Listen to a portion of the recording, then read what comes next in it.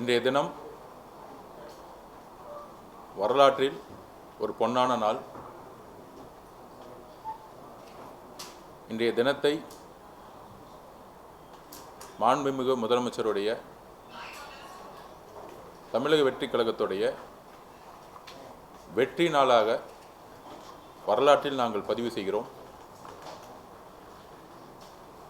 பெரியார் அவர்கள் கனவு கண்ட, புரட்சியாளர் அம்பேத்கர் அவர்கள் கனவு கண்ட, பேரறிஞர் அண்ணா அவர்கள் கனவு கண்ட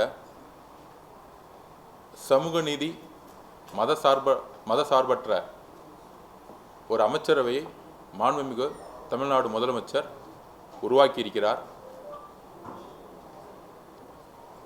இந்த தேர்தலில் என்ன பெரிய வெற்றின்னு கேட்டுட்டு இருக்காங்க எதிர்கட்சிகள்.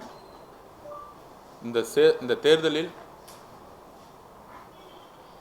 பணபலம் தூக்கி எறியப்பட்டிருக்கு. சாதியின் அடிப்படையில் ஏற்படுத்திய தேர்தல் அரசியல் மக்கள் தூக்கி எறிந்திருக்காங்க.